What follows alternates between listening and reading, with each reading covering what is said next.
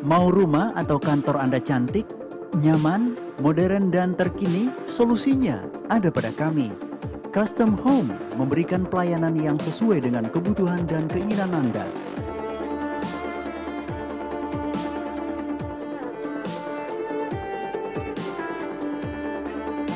Info lebih lanjut, hubungi kami.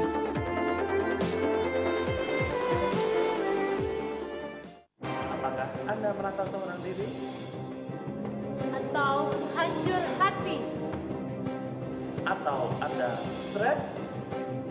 Atau Anda putus asa? Selama kita hidup, pasti ada masalah. Jangan menyerah, masalah boleh datang. Tetapi jangan biarkan masalah menghancurkan kehidupan Anda. Karena itu, saksikan New Life Setiap hari Jumat jam 11 malam. hanya di stasiun kesayangan kita. Hanya di Batam TV. New Life.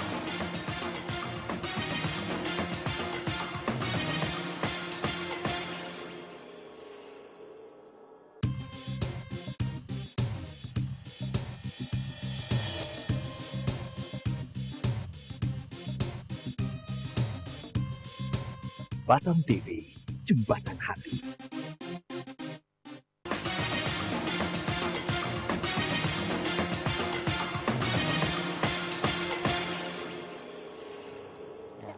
Sesuatu yang besar Sudah terjadi sedang terjadi. dan akan terus terjadi. Ya, selamat malam pemirsa, selamat berjumpa kembali di dalam acara yang luar biasa dan yang pastinya akan mengubah kehidupan Anda. Tentu saja di New Life. Ya pemirsa, gimana kabar pemirsa Ya. pada malam hari ini? Kami percaya semuanya dalam keadaan yang luar biasa, dahsyat dan selalu mantap. Ya pemirsa, seperti biasanya acara ini kami kemas secara interaktif, di mana pemirsa di rumah bisa berpartisipasi. Pemirsa yang mau curhat, pemirsa yang mau menceritakan apapun permasalahan pemirsa pada malam hari ini, pemirsa jangan ragu, jangan malu, pemirsa bisa menceritakan apapun permasalahan pemirsa dengan mengirimkan SMS di nomor 0819 081 7-nya 4 kali 1. Ya, saya ulangi lagi pemirsa yang mungkin sedang mengalami masalah pada malam Ya. hari ini, pemirsa jangan khawatir, pemirsa bisa bergabung dengan kami, bisa bercerita, bisa bertanya ke narasumber kami dengan mengirimkan SMS di 0819 081 77 771.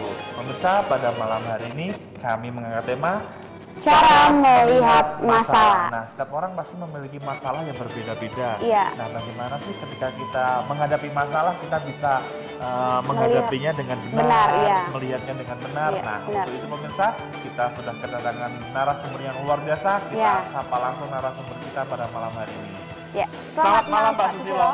Malam Eki, malam Vicky, selamat malam pemirsa di rumah. Ya, gimana kabarnya? Tentu saja kabar saya selalu luar biasa, dahsyat, dan mantap. Ya.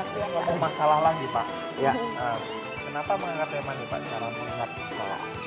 Begini, saya kan barusan datang dari Bogor, dari Iya. sebuah acara Munas, sebuah organisasi. Ya. Di sana saya melihat orang-orang punya maksud baik. Namun cara menghadapi masalahnya kok berbeda-beda gitu ya. Ya. Cara mengatasi masalah, cara memandang masalahnya itu berbeda-beda. Iya. Maksudnya baik, tapi caranya berbeda. Setiap orang gitu, Pak. Banyak orang yang jadi sehingga terjadi kelompok-kelompok tertentu. Oh, kita seharusnya begini, oh kita seharusnya begini gitu kan. Nah, sama. Kenapa saya mengangkat tema ini? Karena saya merasa bahwa cara kita memandang masalah itu menjadi sangat penting sekali. Ya. Kenapa? Karena cara kita memandang masalah itu akan mempengaruhi apakah kita mampu melewati masalah itu dan memperoleh kemenangan atau tidak. Ya. Karena itu sangat menentukan. Sebenarnya yang membuat kita menang terhadap sebuah masalah, yang membuat kita bisa melewati sebuah masalah bukan karena kita hebat dan kuat dan perkasa, tapi karena kita memiliki cara pandang atau sudut pandang yang benar terhadap masalah. Saya ambil contoh misalkan, seorang suami yang barusan pulang dari luar kota. Ya.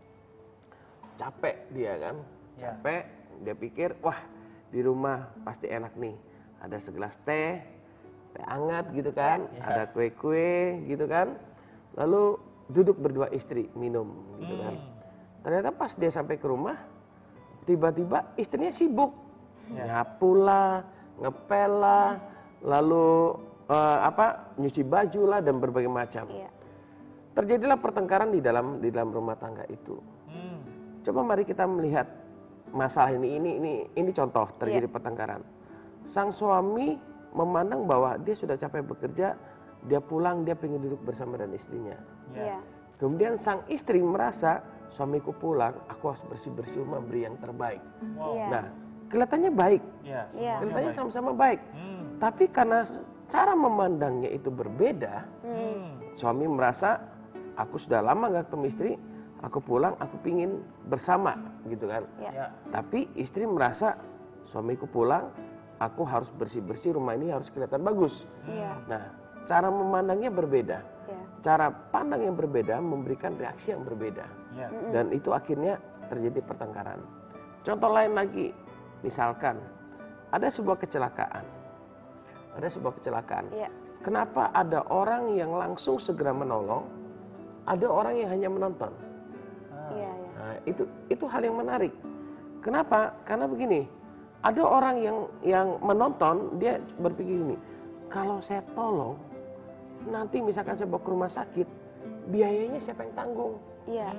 Nanti jangan-jangan dikira saya yang mengakibatkan dia kecelakaan. Kalau saya dituduh nanti dipanggil polisi. Iya, kalau dia hidup, kalau dia meninggal, saya harus jadi saksi, repot dan berbagai macam. Sehingga akhirnya dia memutuskan lebih bagus saya nggak usah menolong. Iya. Cara pandangnya dari satu sisi sana. Ya. Cara pandang yang lain, ada orang yang melihat orang kecelakaan, dia berdarah, langsung segera dia tolong. Dia nggak berpikir panjang bahwa nanti biaya rumah sakit bagaimana, urusan polisi bagaimana. Iya. Pokoknya yang dia tahu orang ini butuh pertolongan, segera dia tolong, dia bawa ke rumah sakit. Ya. Kenapa reaksinya berbeda? Karena sudut pandangnya berbeda, Ya. cara melihat masalahnya berbeda. Saya pernah satu kali di jembatan pas mau bawa keluarga ke pantai, melewati dekat jembatan Barang 1, itu ada seorang anak yang tergeletak dan tidak ada yang menolong waktu itu, berdarah-darah, dan pas saya stop, warga mulai berkerumun. Ada yang hanya jadi penonton, tapi ada yang mengambil inisiatif langsung menggendong itu anak. Ya. Dan dibawa ke mobil saya, dibawa mobil saya, dimasukkan, dan saya kan nggak tahu ini anak siapa gitu kan. Dan yang menggendong itu berkata, intinya begini, saya mau bawa ke rumah sakit karena dari Barelang kan kejauhan. Dia bilang dia tahu yang terdekat sampai ke Batu Aji di bawahnya. Saya ngikutin dia, begitu sampai segera anak itu ditolong. Dan ternyata saya tanya, bapak siapanya anak ini? Enggak, saya bukan siapa-siapa katanya. Saya ini hanya orang yang mau menolong katanya. Ya. Nah, bapak yang naik motor ini yang menolong itu bonceng satu anak. Ternyata anak ini jalan-jalan sendiri di Barelang itu bersama dan temannya berdua, masih kecil, terlalu berani gitu kan. Nah, singkat cerita anak ini kan tahu rumah orang tuanya. Selamatnya ada temannya ini. Ya. Singkat cerita orang tuanya dipanggil, dikirain saya yang nabrak malah. Wah, itu sempat bapaknya datang lihat saya seperti marah, mau gimana. Saya bilang, tenang Pak, saya nolong, bukan yang menabrak. Nah, setiap keputusan kita tuh mengandung resiko. Iya. Cara kita memandang masalah itu mengandung resiko. Kenapa saya waktu itu segera menolong anak itu? Karena waktu itu yang saya lihat, kulit kepalanya ini agak terbuka dan kelihatan putih-putih. Ternyata waktu di rumah sakit dibersihkan, saya lihat, baru saya sadar itu tulang tengkoraknya sudah yang kelihatan.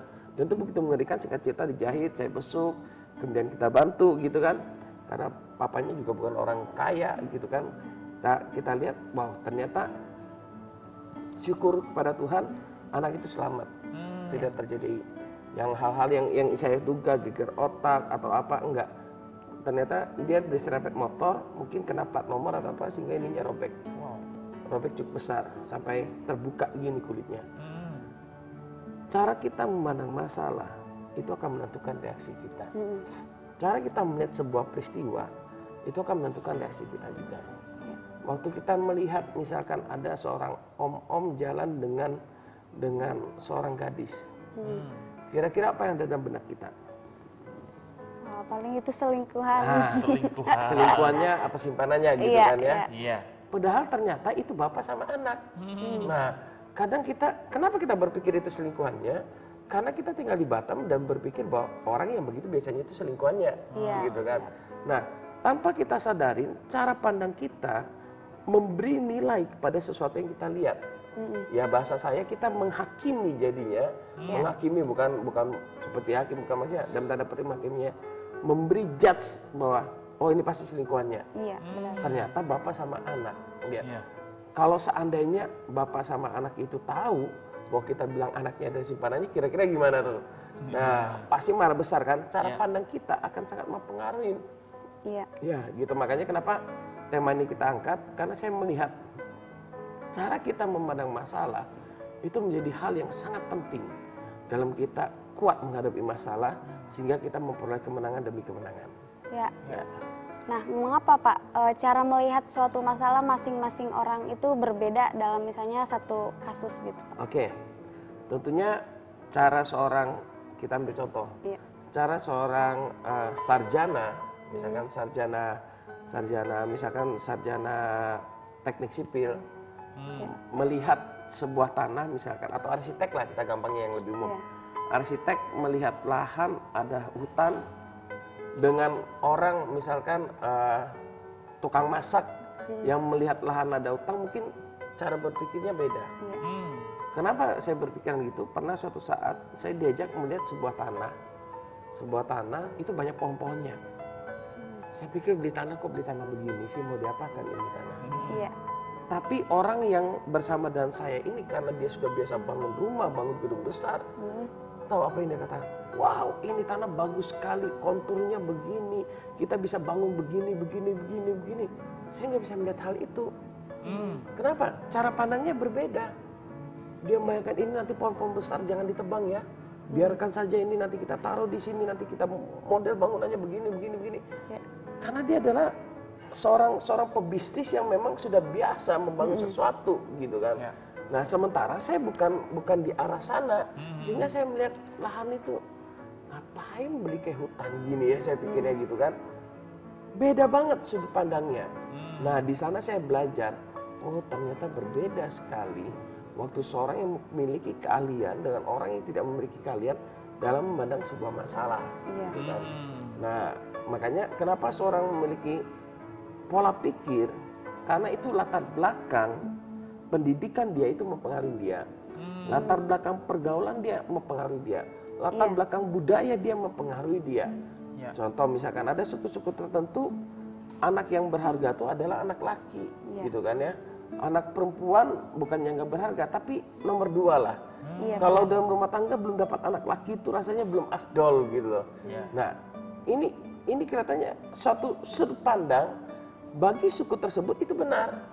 Bagi orang lain seharusnya kan nggak perlu begitu. Nah, ini menarik. Nah, kalau bicara tentang budaya, mari kita sama-sama saling menghargai, gitu kan? Nah, yang jadi masalah adalah sering orang diskusi tentang satu topik karena sudut pandang berbeda, akhirnya bukan malah diskusi, terjadi pertengkaran. Kenapa terjadi pertengkaran? Karena kita nggak mau ngikutin sudut pandangnya dia, gitu ya. Contohnya misalkan seperti seorang suami yang baru pulang dari luar kota tadi, yang saya contoh kasus tadi. Coba suami itu berpikir bahwa, oh ini istriku memang kesukaannya begitu, ya nggak apa-apa lah, aku tunggulah sampai dia selesai nyapu ngepel, baru bisa minum teh bersama dengan saya. Kan nggak perlu terjadi pertengkaran. Atau malah sebaliknya, istrinya yang berpandangan, suamiku ini suka kalau pulang luar kota tuh suka ditemani minum teh misalkan.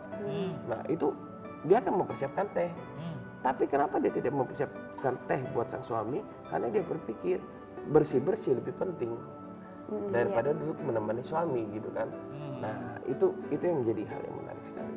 Ya, pemirsa kami masih menunggu SMS-nya di 0819 081 771. Pemirsa bisa bertanya apapun permasalahan yang sedang Anda hadapi, bisa bertanya ke narasumber kami pada malam hari ini.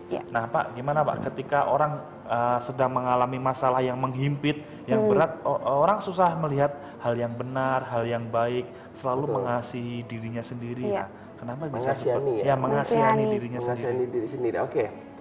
Memang pada saat seorang mengalami masalah, dia merasa seringkali kita merasa bahwa masalah kita adalah masalah yang paling berat. Jadi waktu kita merasa masalah paling berat, kita cenderung untuk menuntut orang lain harus mengerti saya. Nah ini dia yang letak menjadi problemnya adalah cara pandangnya bahwa saya ini dalam kondisi yang sedang memprihatinkan. Seharusnya kamu mengerti saya dong. Iya. Seharusnya kamu nggak semena-mena dong dengan saya. Sehingga orang yang nggak ada kaitan sama dia pun dia bisa jadi jengkel. Dia lihat orang lain bahagia, dia ikut jengkel. Bahkan Tuhan pun bisa disalahkan sama dia. Tuhan, kenapa kok aku harus menderita sedangkan dia enak-enakan terus, gitu kan ya. Nah, kalau kita salah memandang masalah, kita mengasihani diri sendiri, kita merasa seakan-akan kok tidak ada seorang pun yang peduli sih dengan aku. Kalau seakan-akan Tuhan membiarkan aku ini dia yang menjadi problemnya sebenarnya. Waktu kita menghadapi masalah, coba melihatnya begini. Oh, terima kasih Tuhan, Engkau mau buat mujizat dalam hidupku.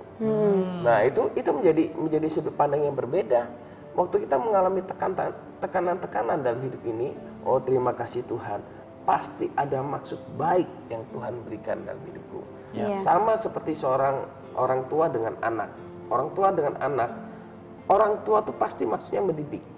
Tapi seringkali anak tidak menyadari maksud dari orang tua ini sehingga salah tangkap.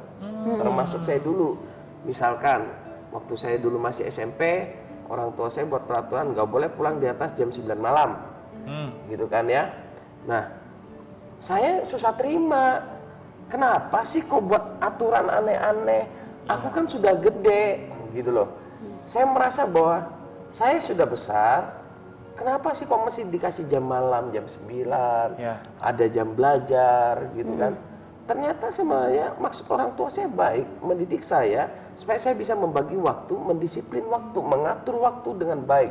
Waktu belajar harus belajar, waktu jalan-jalan, tapi kalau pulang paling malam jam 9 malam, misalkan gitu. Nah, maksud baik ini membuat saya susah menerima. Tapi setelah itu berjalan, sekalipun saya memberontak, agak susah, akhirnya saya bisa melihat, oh maksudnya itu begitu toh.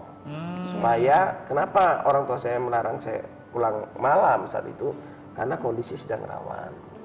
Gitu kan, bisa terjadi kecelakaan dan berbagai macam, dan pergaulan anak-anak muda kan waktu itu kan cukup bebas. Kenakalan anak-anak muda juga cukup luas saat itu. Nah, bahaya.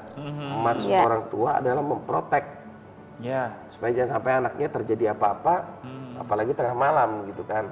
Nah, tapi sang anak susah menerima. Nah, didikan ini seringkali susah untuk bagi yang dididik ini menerima.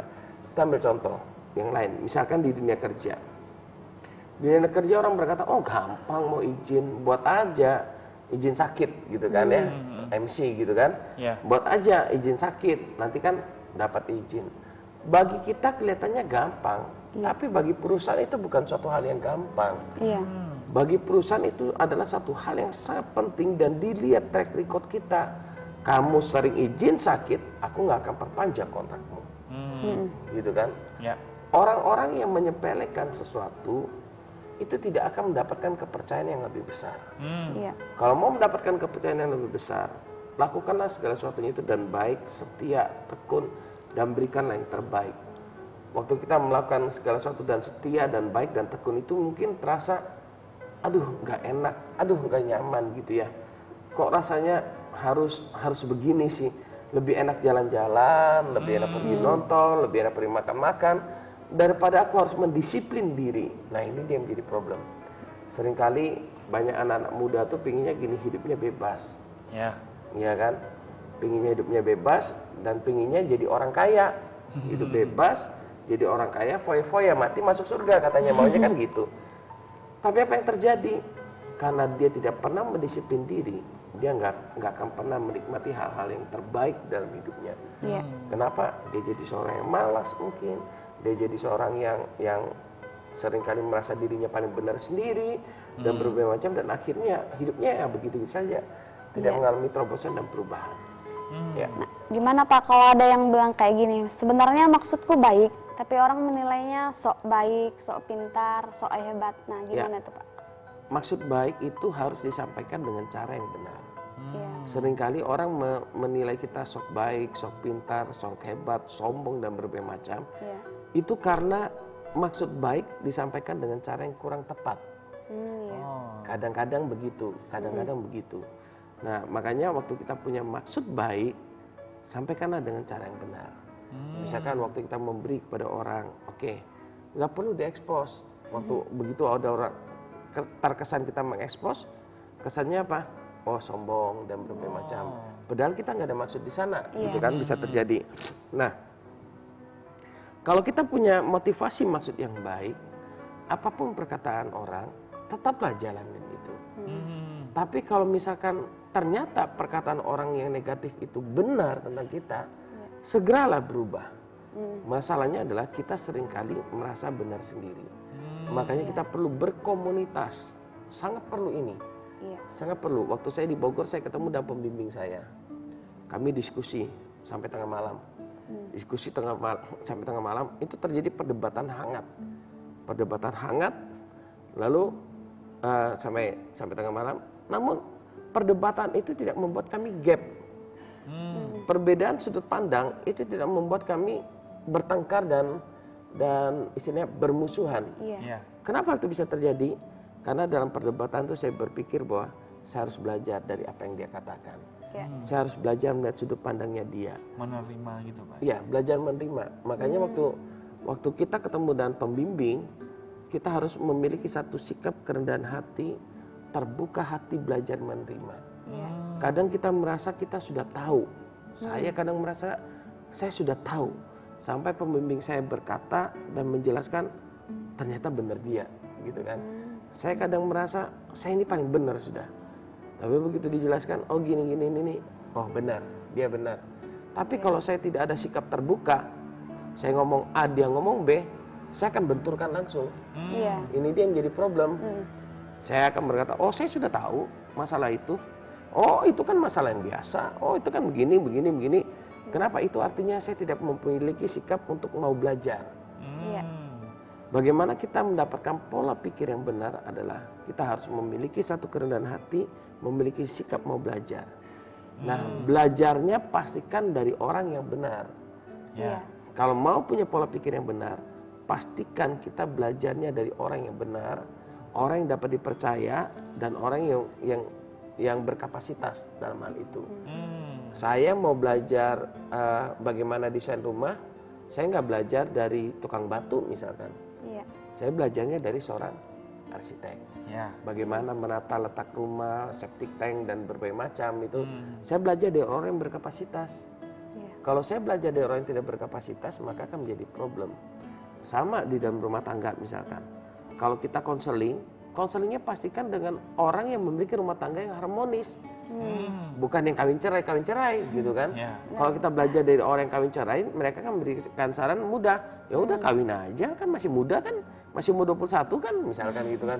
Nanti juga ada lagi pengganti yang lain akan berpandangan gitu. Kenapa? Karena konselornya dia belajarnya dari orang yang sudah kawin cerai. Ya. Nah, kami masih ingatkan buat pemirsa, kami masih menunggu SMS-nya di 0819 081 77 771. Nah, Pak, temanya kan cara melihat masalah bagaimana dalam keuangan, Pak. Nah, ini kan banyak orang juga punya masalah dalam keuangan, waktu kebutuhan banyak, tapi uangnya lagi menipis. Nah, bagaimana cara melihat masalah seperti ini, Pak? Ya, waktu kita melihat masalah keuangan, sebenarnya kalau orang mau berkata keuangan itu masalah, pasti masalah. Berapapun penghasilannya dia, berapapun penghasilan dia, saya katakan kalau orang itu salah cara sudut pandang, dia akan selalu merasa kekurangan. Kenapa? Keinginan manusia itu nggak akan pernah berhenti. Iya.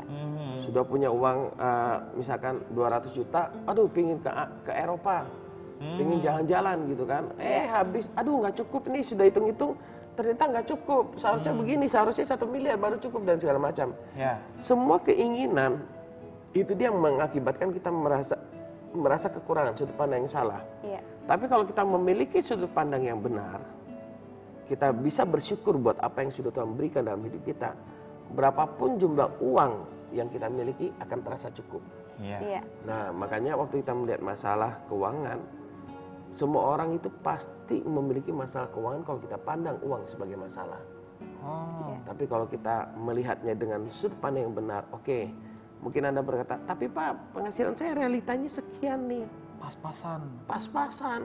UMK misalkan. Bagaimana saya mau bahagiakan istri dan anak? Gitu kan.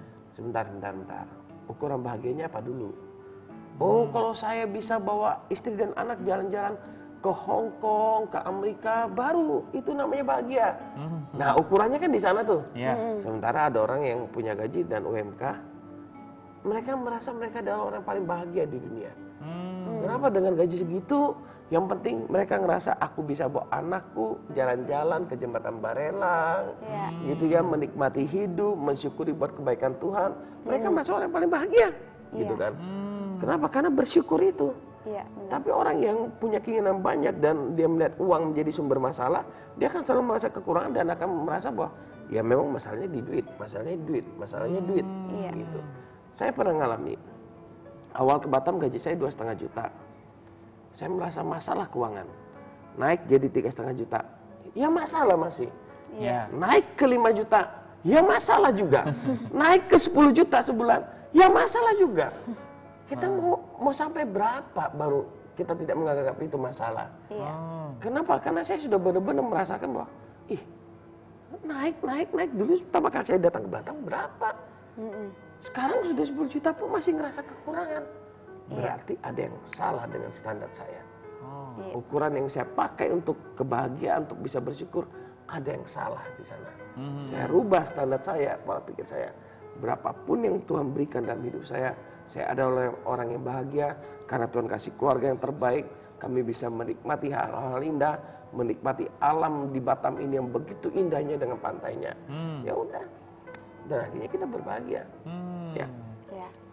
Ini Pak, ada SMS masuk Pak dari 4849. Selamat malam New Life. Selamat malam. Saya Tiara di Batam Center. Saya mau tanya, apakah saya salah bila menyesal telah dilahirkan dengan kondisi yang cacat, dengan kondisi yang cacat hingga saya sering dihina dan dicemooh orang karena jujur saya merasa tertekan dan masalah kecacatan mata saya yang nggak sempurna. Nah, terima kasih Pak. Nah, ini gimana Pak cara melihat masalah seperti yang buat Tiara begini, nilai diri kita, harga diri kita tidak ditentukan dari apa kata orang. Waktu Anda berfokus pada perkataan-perkataan negatif dari orang, maka mental Anda akan down. Waktu kita berfokus pada masalah, mental kita akan down. Kita tidak akan bisa survive waktu kita berfokus pada masalah. Yang kita pikirkan masalah terus. Jadi kita akan down.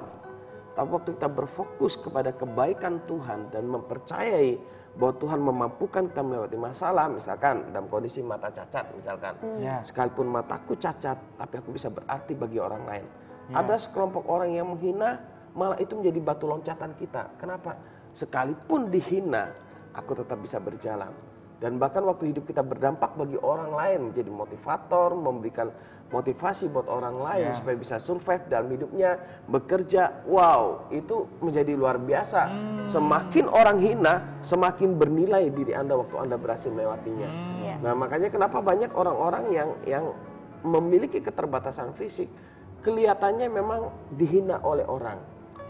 Tapi waktu kita melewati itu semua dan sudut pandang yang benar, sekarang jadi pertanyaannya adalah begini, Tiara, apa yang menjadi tujuan hidupmu?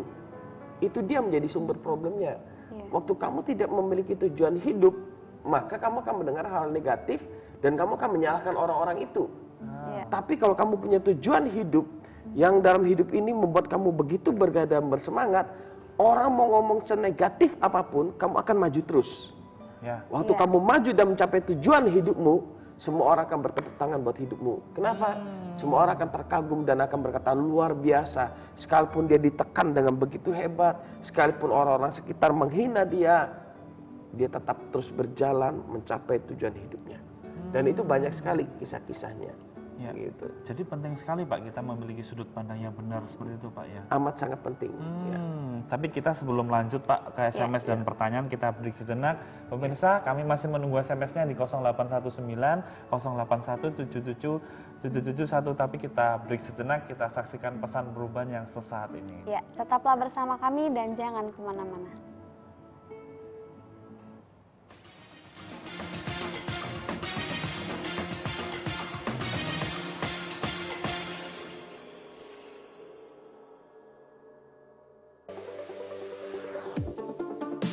Mau rumah atau kantor Anda cantik, nyaman, modern dan terkini, solusinya ada pada kami. Custom Home memberikan pelayanan yang sesuai dengan kebutuhan dan keinginan Anda.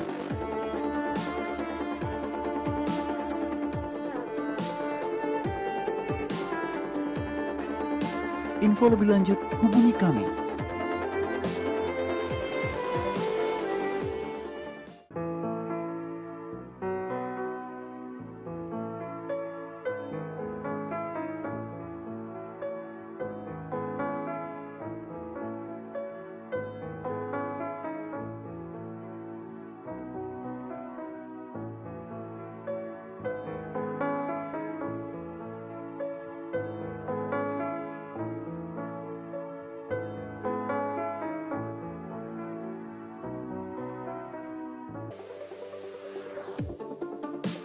Mau rumah atau kantor Anda cantik, nyaman, modern, dan terkini, solusinya ada pada kami. Custom Home memberikan pelayanan yang sesuai dengan kebutuhan dan keinginan Anda.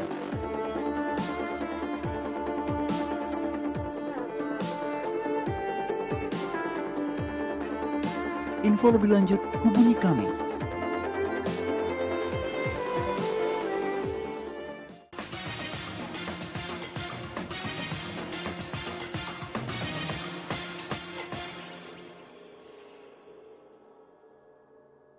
Nah, terima kasih pemirsa karena Anda masih tetap setia bersama kami. Ya, kami masih tetap menunggu SMS-nya di 0819 081 7-nya 4 kali 1. Ya, ini kan temanya cara melihat masalah. Bagaimana Ya. Pak ketika kita memiliki cara pandang yang salah gitu Pak? Dampaknya apa Pak? Oke. Ya. Waktu kita memiliki cara pandang yang salah, kenapa saya katakan ini seperti orang yang kena tipu? Orang yang kena tipu itu kan begini. Misalkan ada penipu datang kepada kita, misalkan dia jual batu, misalkan dia bilang, oh ini batu berkhasiat, apa semua bisa datangkan jodoh, bisa jadi pelaris dan semua macam. Harganya murah sekali, murah sekali. Bayangkan Pak, misalkan Bapak beli ini, rezeki Bapak akan datang. Bayangkan kalau Bapak punya ruko 5, kita kan terbayang 5 miliar mungkin gitu kan. Kemudian Bapak bisa jalan-jalan ke luar negeri setiap minggu, gitu kan misalkan. Ini karena batu ini Pak, saya jual dengan harga yang sangat murah, cuma 2 juta Pak, misalkan. Karena kita sudah terbayang yang indah-indah, wow, dengan 2 juta aku bisa dapat 5 miliar dan segala macam. Kita beli batu itu, ternyata tidak memberikan dapat apa-apa. Kita kena tipu, gitu kan ya. Kena tipu, akibatnya apa? Kita menyesal, rugi, sakit hati dan berbagai macam. Nah, benar. kenapa saya angkat contoh ini akibat dari orang yang memiliki sudut pandang yang salah? Karena begini, orang yang sudut pandang penipu itu kan dia kan akan membuat sesuatu yang nggak benar kelihatan jadi benar. Batu yang nggak harga 2 juta, yang harganya cuma 50.000 dijual 2 juta gitu kan, kelihatannya menjadi sesuatu yang hebat. Nah sama, kalau kita punya sudut pandang yang salah, itu kan akibatnya kan kalau yang tadi harga 50.000 kita bayangkan 2 juta itu murah gitu kan. Kenapa? Karena cara pandang kita sudah dirubah oleh penipu itu. Tanpa kita sadarin kita sudah kena tipu di sana. Nah, cara pandang yang salah ini mengakibatkan penyesalan, sakit hati dan berbagai macam. Apalagi kalau setelah dia kena tipu, dia nggak ngerti lagi cara pandang yang benar. Tambah meratapi nasib dia. Habislah hidupku dan berbagai macam, dan akhirnya bisa malah yang terparah adalah ujung-ujungnya bunuh diri. Dia akan merasa nggak ada orang yang memang peduli, aku tinggal di kota yang memang tidak berperi kemanusiaan dan berbagai macam. Dia salahkan semua orang dan akhirnya dia menyesal dan mengakhiri hidupnya. Itu akibat cara pandang yang salah. Tapi bagaimana Pak, misalkan kalau orang kena tipu, bagaimana dia harus bersikap? Kalau kita kena tipu, oke. Jadikan itu sebuah pelajaran, berarti aku harus tahu yang benar. Oh berarti kalau orang modelnya begini-gini ini nipu. Oh berarti aku nggak boleh nafsu nih. Nggak boleh terlalu nafsu menginginkan sesuatu, gitu kan ya. Apalagi yang tidak masuk di akal. Penipu-penipu itu biasanya dia memberikan sesuatu yang tidak masuk di akal. Nah, gimana nih Pak kalau misalnya ada suami istri yang selalu bertengkar? Nah, yang selalu terlintas itu gimana kalau cerai aja? Nah, gimana Lebih menurut baik Bapak? cerai aja lah daripada bertengkar terus. Nah, gimana Ya, Pak? karena memang paradigma secara umum adalah daripada bertengkar terus lebih bagus cerai. Cerai, Karena nilai-nilai yang berada di luar sana adalah Daripada kamu hidup sengsara dengan dia, lebih bagus cerai, kamu hidup seorang diri, seakan-akan begitu kan. Daripada nggak bahagia. Padahal perceraian bukanlah jalan keluar. Jalan keluarnya adalah miliki pola pikir yang benar. Iya. Ya. Bimbing istri kita atau pasangan kita untuk memiliki pola pikir yang benar, sehingga rumah tangga itu pulih total. Iya. Gitu. Nah kalau enggak, wah itu akan menjadi masalah. Ya. Nah, kita ke SMS yang sudah masuk Pak dari 8161. Shalom, shalom. Saya mau nanya, ketika kita mengalami suatu masalah yang tak kunjung ada habisnya, cara pandang kita harusnya bagaimana agar menghadapi masalah itu tidak membuat kita larut dalam kepedihan. Dalam keadaan seperti itu saya sangat sulit untuk memandang ada kebaikan Tuhan di situ. Ya, saya pernah mengalami peristiwa yang saya sempat merasa, Tuhan mengapa engkau meninggalkan saya? Kenapa engkau membiarkan ini terjadi? Iya. Memang pada saat setiap orang mengalami masalah, waktu dia terfokus pada masalah, Tuhan pun disalahkan. Iya. Itu terjadi dalam hidup saya pada saat istri saya sakit tumor dalam tulang belakang dan tidak bisa bangun, untuk berjalan pun, untuk berdiri pun dia nggak bisa, gitu kan. Untuk duduk aja dia butuh waktu berjam-jam, dan bahkan yang terakhir saya harus membantu dia untuk bisa duduk dan seterusnya. Saya waktu itu bertanya, Tuhan, mengapa engkau meninggalkan aku? Mengapa engkau biarkan ini terjadi? Bukankah semenjak masa mudaku aku sudah berikan hidupku kepadamu? Aku melayanimu, aku menolong orang-orang, tapi kenapa kok hal buruk ini terus terjadi? Yang jadi masalah adalah karena kita menilai, kalau kita terima yang baik, kita menilai Tuhan baik. Kalau sesuatu yang buruk atau yang kurang baik terjadi pada diri kita, kita berpikir Tuhan juga buruk. Itu dia menjadi problemnya. Padahal kebaikan Tuhan tidak tergantung pada apa yang terjadi dalam hidup kita. Kita mau ngomong Tuhan jahat pun, dia tetap Tuhan yang baik kok, realitanya. Iya kan, seringkali kan kita marah sama Tuhan karena keadaan yang kurang baik. Buat yang kirim SMS, saya cuma pesan begini, ini belum akhir dari segalanya. Waktu kita mengalami masalah, memang kita nggak bisa ngelihat jalan keluar seakan-akan saat itu. Kenapa? Misalkan seperti handphone ini kan kecil. Saya tidak bisa menutupi ruangan di tempat kami siaran dengan handphone ini. Tapi kalau handphone ini saya taruh di mata saya jadi nggak bisa melihat apapun di ruangan ini. Yang saya lihat karena handphone ini berwarna orange, ya yang saya lihat hanyalah orange. Seluruh ruangan tertutup orange. Nah sama, waktu kita mengalami masalah, waktu istri saya sakit, semua fokus, kemampuan dan pikiran saya, semua daya dan upaya terfokus pada istri saya. Dan akhirnya saya malah tambah stres. Saya merasa bahwa Tuhan ini membiarkan kami, kok seakan-akan nggak ada yang nolong kami, nggak ada yang peduli gitu kan. Bukankah kami nolong orang, kok nggak ada yang nolong kami? Nah di sana letak problemnya. Tapi percayalah, saya sudah melewati itu dan saya melihat Tuhan buat mujizat dengan berbagai macam cara yang ajaib, yang tidak pernah saya pikirkan, yang tidak pernah timbul dalam hati saya. Saya tidak menyangka zaman sekarang ada orang-orang yang masih mau menolong dengan jumlah ratusan juta, sehingga saya bisa dioperasi di Mount Elizabeth dan semuanya. Dan dokter berkata begini saat itu, setelah singkat cerita, setelah operasi kami boleh pulang, dokter berkata 6 bulan kemudian baru istrimu bisa jalan normal. Tapi Tuhan buat mujizat, dia pulang nggak sampai 6 bulan, minggu berikutnya saja dia sudah bisa ke gereja dan bisa memberikan kesaksian dengan berjalan sendiri. Saya kaget waktu dia mau naik tangga, saya sudah was-was, jangan-jangan sampai terjadi sesuatu ini kan. Ternyata dia bisa dan sempurna, nggak sampai 6 bulan, paling hanya 1 bulan sudah benar-benar normal dan sempurna, nggak sampai mungkin. Jadi waktu kita mengalami masalah, memang kita merasa tidak ada jalan keluar. Apalagi masalah itu di luar kemampuan kita. Masalah sakit penyakit, mungkin Anda yang terkena kanker, Anda yang terkena penyakit-penyakit yang tidak ada obatnya lagi. Saya ingin katakan begini, masih ada obatnya. Berharaplah kepada Tuhan. Percayalah kepada Dia. Tuhan datang itu untuk menyelamatkan, untuk memulihkan hidup kita. Bukan untuk menghancurkan kita.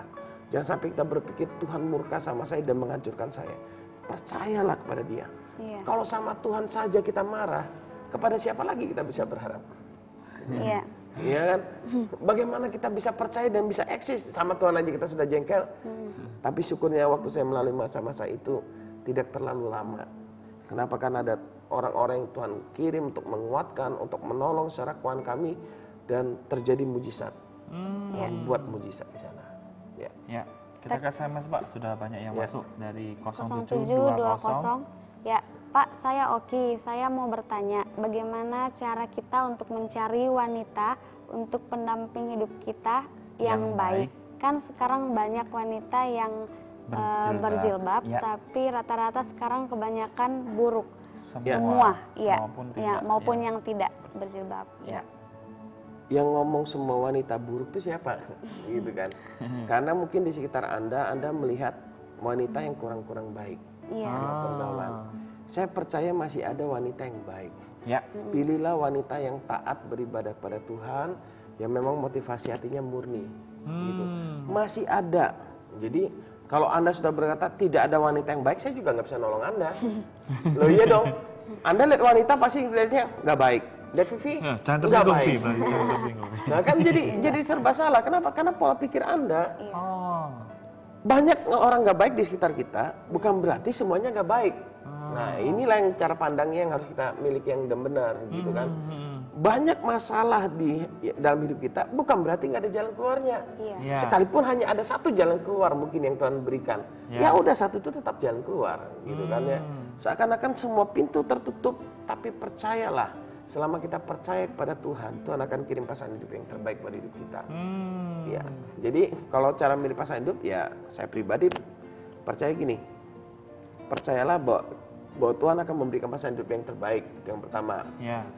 Yang kedua, kalau lihat wanita jangan lihat hanya kulit luar, lihat kulit dalamnya juga. Maksudnya gini, jangan hanya lihat penampilannya, lihat isi hatinya, lihat imannya, lihat keyakinannya, seiman tidak, kalau tidak seiman jangan dilanjutkan, jangan dihalalkan segala cara, gitu kan. Lihat dia sudah pernah menikah belum, ini istri orang atau masih gadis, itu harus dilihat dong. Kalau dia istri orang lalu dia mau sama Anda, berarti dia bukan wanita baik-baik.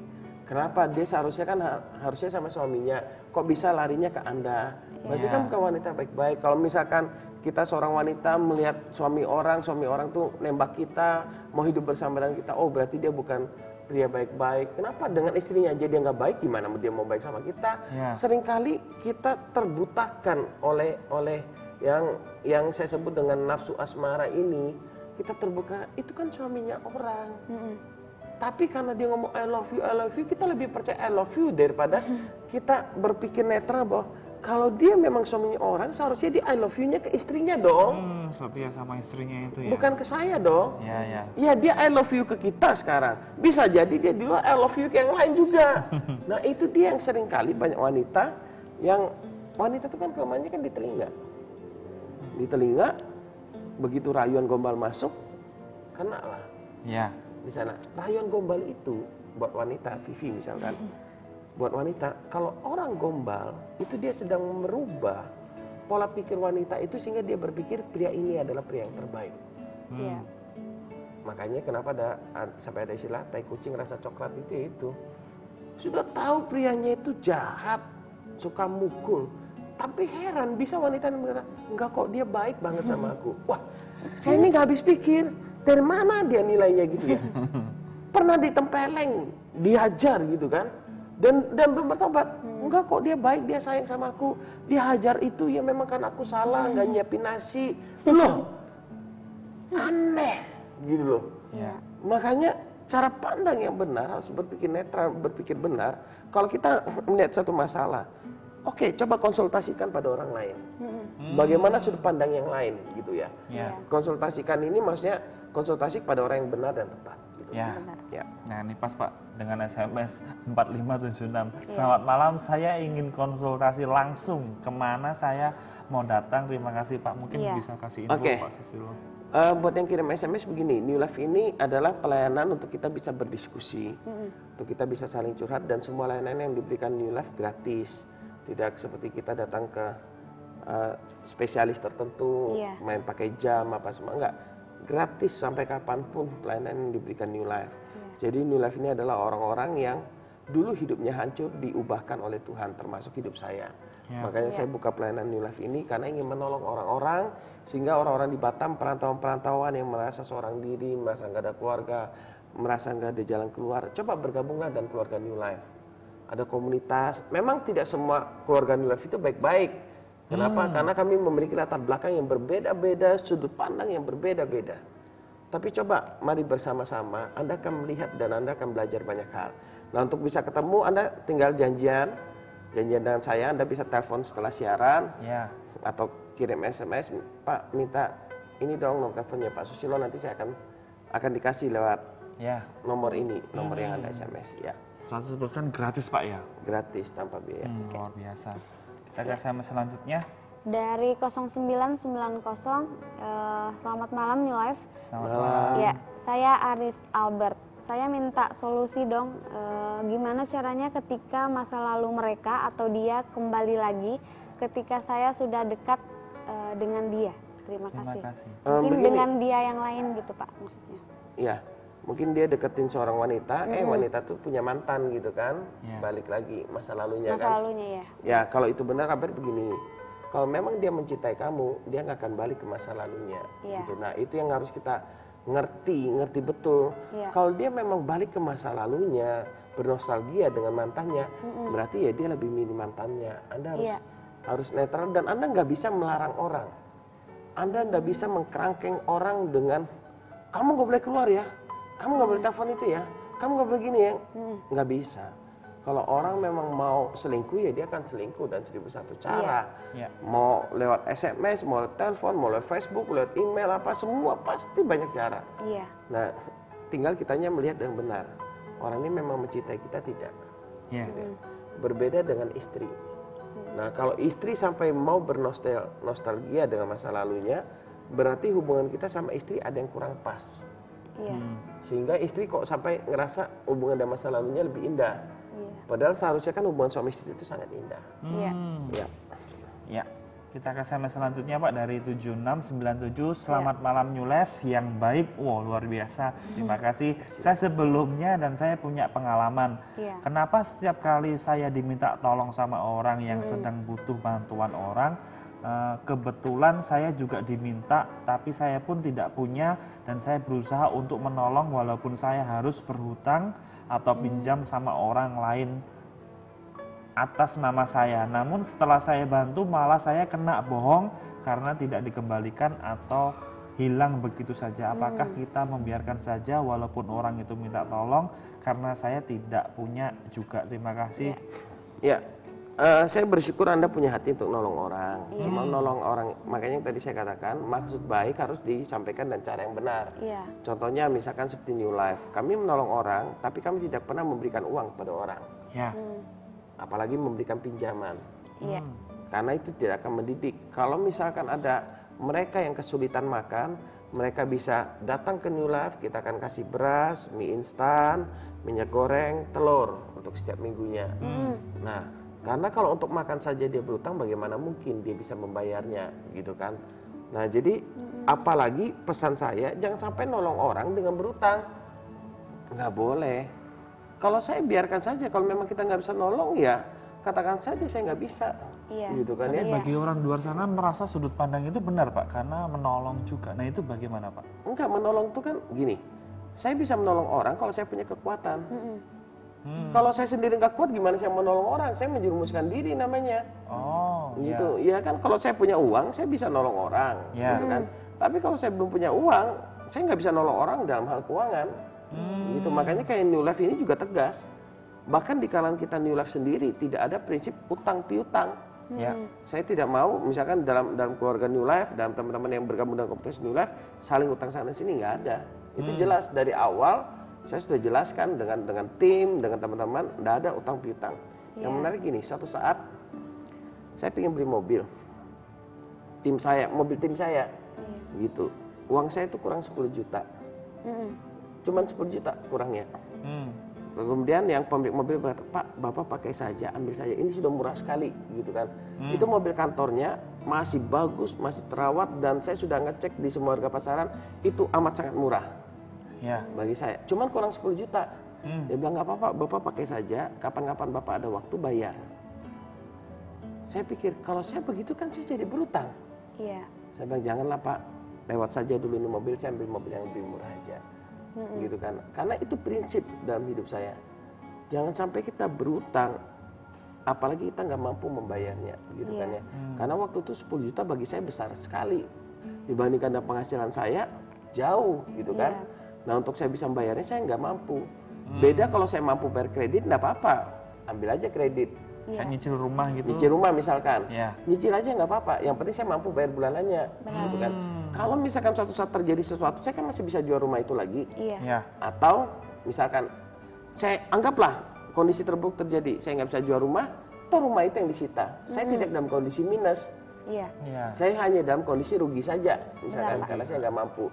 Tapi saya tidak dalam kondisi minus, makanya dalam hidup ini kita nggak boleh sampai dalam kondisi minus secara keuangan. Nah, kalau saya pribadi, jangan biarkan apapun membuat kita dalam kondisi minus. Berusahalah bertahan semaksimal mungkin, kecuali mungkin dalam kondisi tertentu yang parah banget dan urgent. Iya. Oke. Sama selanjutnya. Sama selanjutnya dari 2090. 2090. Ya, malam live. Ya, selamat malam. Saya Julia, seorang waria. Mau nanya, apakah masih pantas jika saya ingin kembali ke jalan Tuhan karena saya merasa kotor dan nista. Terima kasih. Ya, buat Julia begini, siaran ini memang ada untuk menolong orang-orang yang merasa hidupnya sudah hancur, kotor dan najis. Kami semua dulu merasa seperti itu juga. Apapun profesi Anda sebagai seorang waria saat ini, Tuhan bisa ubahkan semua. Ya. Justru Tuhan datang untuk menyelamatkan Anda. Tuhan itu mengasihi orang berdosa. Dia ingin orang berdosa itu kembali datang kepada Dia. Buat Julia, kalau misalkan Anda bertanya apakah masih pantas, saya mau katakan sangat pantas dan saya percaya tangan Tuhan terbuka buat Anda.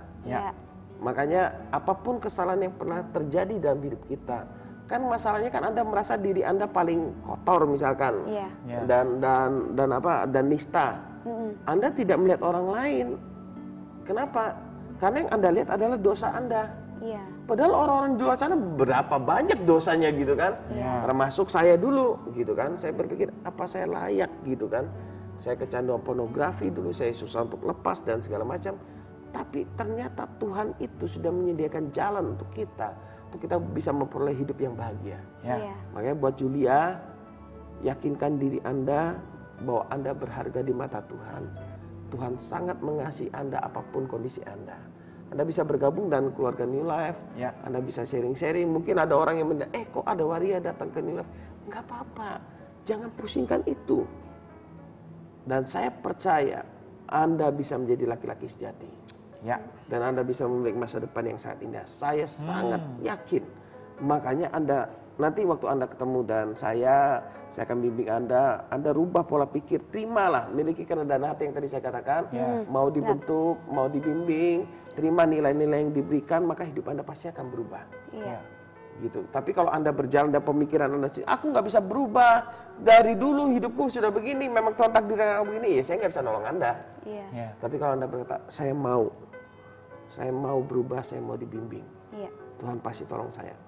Hubungi kami, pasti ada jalan keluar. SMS selanjutnya dari 2932. Saya Latif, gimana harus saya buat? Saya sudah punya istri, tapi orang tua istri saya nggak suka sama saya. Apa yang harus aku lakukan? Terima kasih. Ya, Latif, sekalipun orang tua istri, mertua kita nggak suka sama kita, bagaimanapun dia tetap mertua kita, orang tua dari istri kita. Saran saya sebaiknya rumah tangga itu jangan tinggal satu rumah, gitu kan? Karena kita membangun rumah tangga sendiri dan istri. Karena kalau kita satu rumah itu susah, ada dua kepala keluarga, gitu kan? Nah, lainnya tidak sukanya contoh-contoh kasusnya apa, gitu kan? Memang waktu kita membuat keputusan itu ada pertimbangan. Nanti kalau aku tinggal di rumah mampu nggak ya aku hidup dan segala macam, gitu kan? Tapi itu harus ada keputusan buat Latif. Gitu ya. Saya nggak tahu problem detailnya di mana. Karena kalau nggak suka saja saya juga bingung memberikan masukan kan. Nggak suka masalah karakter atau masalah-masalah tertentu atau masalah budaya yang berbeda dan berbagai macam. SMS selanjutnya. Dari 0940, saya Ai di Bengkong. Bagaimana sikap kita dalam menghadapi atasan yang buruk, dalam arti atasan yang selalu mencari kesalahan kita? begini, kita harus posisi netral dulu. Jangan dulu menilai bahwa atasan tuh mencari posisi kesalahan kita. Iya. Yang suka mencari kesalahan. Jangan-jangan karena memang kita salah. Iya benar. Gitu loh. Sehingga kita merasa, kok aku terus yang disalahin sih? Kok aku terus yang disalahin sih? Kok aku terus? Kalau kita salah ya wajarlah kita disalahin gitu kan. Iya. Nah, jangan merasa dulu atasan mencari-cari kesalahan kita. Kalau misalkan atasan mencari kesalahan kita dan Anda merasa tidak nyaman, ya jangan bekerja di tempat itu. Iya. Kalau Anda merasa bahwa Anda memiliki kemampuan yang seharusnya tidak seperti dinilai oleh atasan Anda sekarang, carilah pekerjaan yang memang Anda merasa bahwa ya aku memang pantasnya begini gitu kan. Nah, kalau Anda salah menilai diri Anda keluar dari sana ternyata nilai Anda tidak setinggi yang Anda bayangkan, ya Anda akan jatuh. Nah, makanya cara pandang itu menjadi hal yang sangat penting. Jadi menurut saya jangan coba berada dalam posisi netral, lihat aja atasan salahkan kita apa. Oh, kalau memang kita salah ya sudah salah. Kalau kita nggak salah, disalah-salahin terus, nah itu baru namanya berarti atasan kita ada nggak suka sesuatu sama kita, gitu kan. Kita ke SMS selanjutnya dari 9982. Iya. Selamat malam, gimana caranya untuk menghilangkan rasa sakit hati sama mantan kekasih karena sudah dikecewakan padahal saya sudah berusaha melupakannya. Terima kasih. Melupakan pasti nggak bisa karena rasa sakit itu akan membekas dalam hidup kita.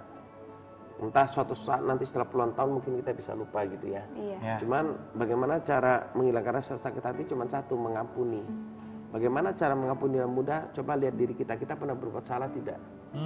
Kalau kita pernah berbuat salah berarti kita sama aja dengan kekasih kita. Kalau kita berbuat salah yang paling kita inginkan adalah diampuni. Oke. Makanya lepaskan pengampunan kepada kekasih kita. Mungkin nanti kita berkata, enak aja dia sudah nyakitin gua disuruh ngampunin, enak aja gitu kan. Ya hidup itu pilihan. Anda mau sakit hati terus, Anda yang menderita. Dia senang-senang aja dengan orang lain mungkin. Tapi Anda setiap kali kan Anda yang nggak bisa tidur, Anda yang sakit hati. Orang yang sakit hati itu rugi sendiri loh. Benar, rugi sendiri. Lebih bagus mengampuni sehingga kita free. Ya, tapi banyak SMS Pak, tapi waktu juga memisahkan kita pada malam hari ini. Mungkin di penghujung acara ini ada yang mau disampaikan buat pemirsa di rumah Pak? Ya, pikiran yang benar menghasilkan perasaan yang benar. Perasaan yang benar akan menghasilkan tindakan yang benar. Oleh karena itu waktu kita melihat masalah, lihatlah masalah dengan cara pandang yang benar. Sehingga perasaan kita jadi benar dan tindakan kita juga jadi benar. Dan akibatnya adalah kita kuat menghadapi setiap masalah dan kita akan memperoleh kemenangan. Luar biasa, terima kasih Pak Susilo buat malam hari ini. Ya, kami juga mengucapkan terima kasih banyak buat pemirsa di rumah yang sudah setia menyaksikan siaran New Life pada malam hari ini. Nah, pemirsa tetap bisa menghubungi kami, pemirsa tetap bisa curhat kepada kami di nomor yang sama, yaitu di nomor 0819 081 7-nya 4 kali 1. Ya, semua layanan yang diberikan New Life gratis. Pemirsa, kami juga mohon maaf mungkin selama kami siaran ada sikap kami ataupun tutur kata kami yang kurang berkenan. Tujuan dari acara ini supaya kehidupan kita menjadi lebih baik dan lebih bermakna. Pemirsa bisa menyaksikan video kami yang Jumat kemarin dengan tema yang luar biasa juga. Pemirsa bisa melihat di YouTube ataupun bergabung dengan kami di Facebook dengan nama New Life spasi Batam TV. Pemirsa, saksikan terus siaran New Life setiap hari Jumat pukul 11 malam hanya di stasiun TV kesayangan kita semua, hanya di Batam TV. New Life.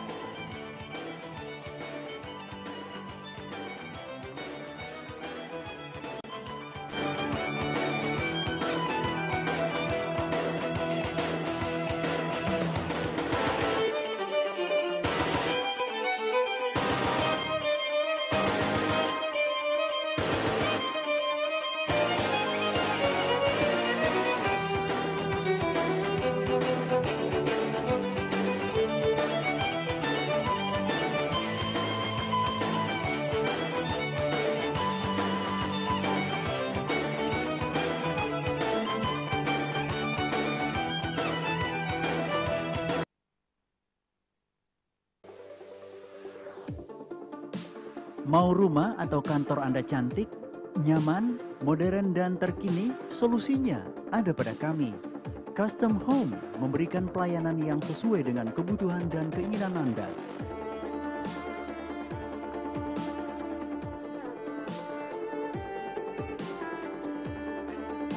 Info lebih lanjut hubungi kami